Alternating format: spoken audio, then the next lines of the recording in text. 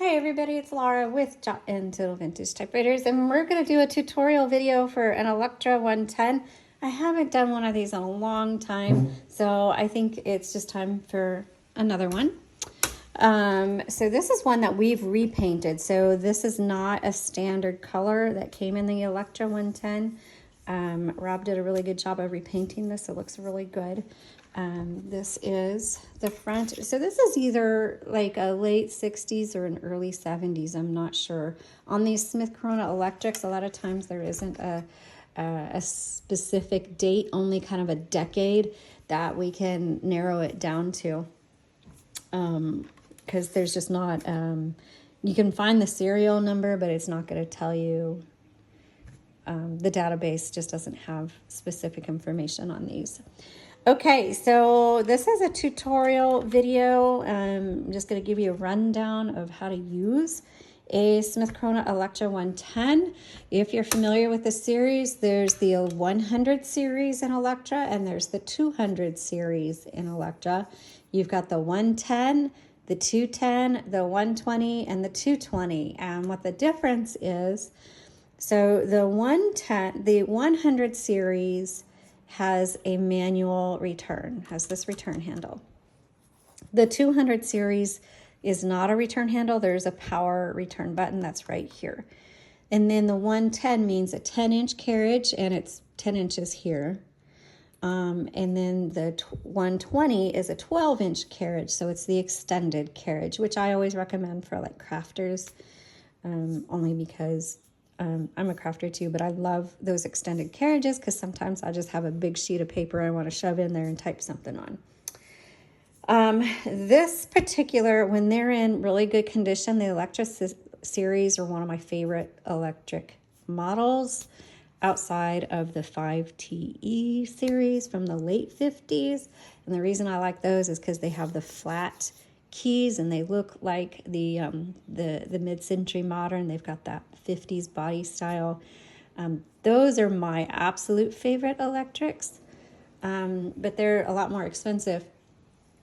But these are going to be a really close second, and they're the ones that I'm going to recommend to beginners, to just anybody. If anybody's just getting started in typewriters, I almost always recommend an Electra series or one of those from the 60s and 70s, just because they're great machines. They're really easy to type on. They're not intimidating, really. Now, they are heavier, so you're not going to want to carry it to the coffee shop with you because they're loud and they're heavy. So this is something you just want to keep on your desk, but they're also great for kids. And kids can easily type on them, do their homework, or it's just something fun. It's really a great introduction into the typewriter world. Also, like for us, they're a lot more affordable. We try to keep these at the bottom of our price range for typewriters. One, they're easily accessible. You can find them everywhere. They're workhorse machines. Seriously, these guys are amazing. And they're so easy to type on. The keys bounce back so easy, and you just need the lightest touch. So if you've never touched a typewriter and you're just used to computers, sometimes that's a pretty major adjustment. You're not quite sure what to do with the keys. These electrics are a nice transition to that. Okay, so that's a lot of chit chat there. Back here, let's show you the basics of the typewriter. This is your carriage. Think of it as your printer. It's where your paper goes and it's where it imprints on your paper. This is your paper holder. Margins. So left margin, and you just press and drag, and your right margin. Now the right margin, wherever you've set it, when you get close to getting to the right margin, the bell is going to go off. See that? Ding. So that's the letting you know, hey, you're at the end of your line. It's time to hit your return handle and go to the next line and go to the beginning of the line. So when you hit the return handle, the biggest mistake I see with people who are new to typewriters is they'll do it like this. And they're like, oh, well, it's not going back to the beginning of the line. You have to put pressure and you have to push the carriage to the beginning of the line. Okay, to move your carriage manually, there's a lever on each side, and it doesn't matter which one. You just pull that in, moves your carriage. This one's nice and smooth. It is common for these plastic levers to break off.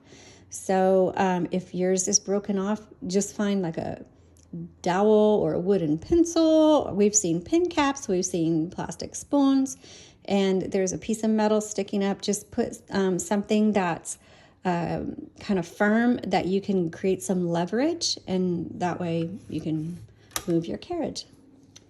Also, you've got your handles here, and when you turn it, it's every half of a line.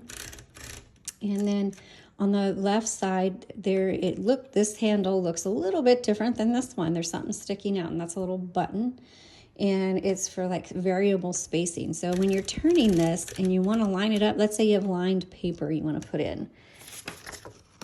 Let's put in this piece of paper.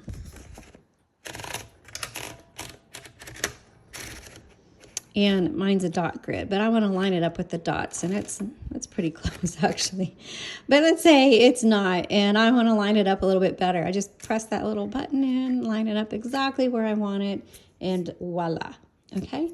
Also, when you line your paper, sometimes it's crooked, and this fed very nice, so it's not crooked. But in case it was crooked, you have a paper release right here, and you just pull that forward.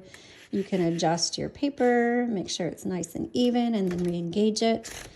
Make sure your paper goes underneath this metal bar.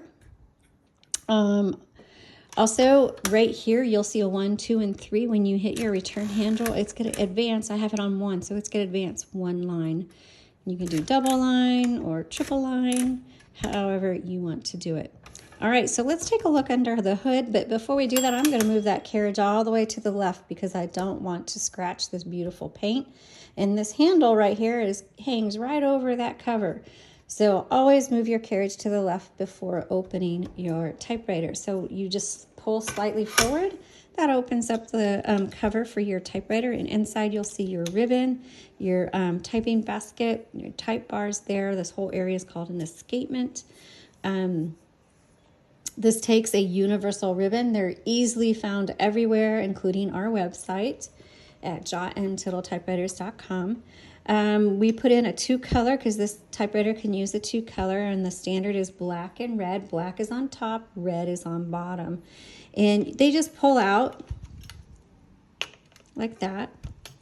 And each typewriter threads just a little bit differently. Just let you know it's messy. You will get ink on your hands, and you'll get ink everywhere. So you either want to have a washcloth nearby or use gloves. It's just really hard to show you how to specifically thread it. So I'm just going to give you the basics. You just pop them in, and there is a little pin. So like if I just set it there, it's kind of stick at the minute right there. But if I just turn it a little bit, it'll pop all the way down. Make sure the ribbon is threaded through this guide wire. And then this is the area that's the most confusing for people, and each one is a little bit different. And you just need to look for, there's like little slits in the metal, and so just look for that, and you'll have to shimmy it through. Sometimes it's on the top, sometimes you have to come in from the back, and sometimes underneath. I have an up-close photo of this. If in the product listing, if you want to take a look at that. I suggest bookmarking it and saving it because we've changed our platform, and you no longer will have access to the images once this has been sold. Okay, then you come over and again thread your ribbon through the guide wire, and it goes over the top and underneath, over the top and underneath like that. So that is just the general idea of how to thread your ribbon. Okay, let's go down here. So let's turn it on. This is your on-off switch. I always like to let it run for a few seconds, just to give it a minute for everything to kind of get locked and loaded, I guess to say. This one happens to be in excellent condition. Some of them, the reason I like to give it a minute, some of them need it. I mean, they're 50 years old and they just need a minute to get going. All right, so you've got your tab here, And you just press that bar to activate your tab. To clear it, you have your clear button. So it cleared that. To set it, you just put it where you want, hit set, and that is how you do your tabs. Now, sometimes if you buy a typewriter from somewhere else, there is a tab set on every single thing. It's very frustrating. And you just hit this and it's tab, tab, tab, tab, tab, tab. To clear the whole thing, you just hold the clear down. And I just move the carriage back and forth a couple times, and then it will all be clear, okay? So you have your ribbon reversal. Here I showed you the ribbon. When you get to the end of the spool, it's not the end of the ink. So you just have to reverse the direction of your ribbon and go back and forth lots of times before you use up all that ink.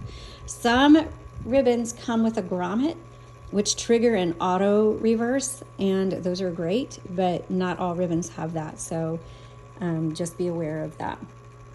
Okay, copy set. This just has to do with how hard these type bars strike the paper.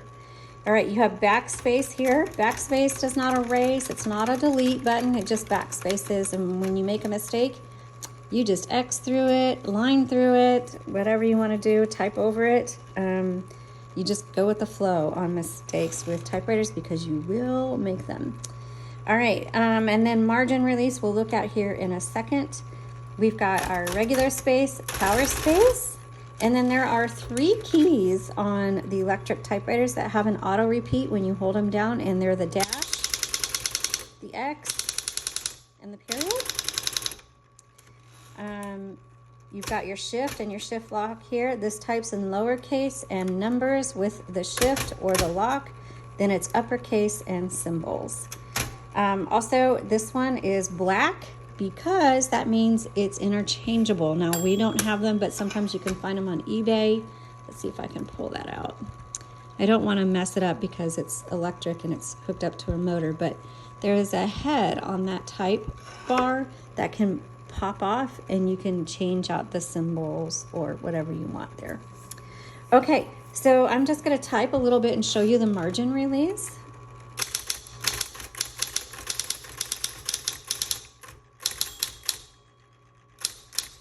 I don't have it, I have it set way past there, so let me move that in. Let's try that again. There's your bell. Oh, now it stopped on me because I hit the end of my margin. So MR is margin release. Finish my word, hit the return handle, and go on. And that's what the margin release is for. If you're using margin release on every single line, then you shouldn't be doing that. You either need to change your margins, or you need to just be a little more aware of your margins when you're typing. That's just for, like, you've got a long word at the end of the sentence, or you're in the middle of a thought and you want to finish it right there. That's kind of what that margin release is for. Okay, that is the basics of a Smith Corona Electra 110. I hope you found this helpful. Give us a thumbs up, subscribe to our channel. That all helps us out so much. You guys have a blessed day and happy typing.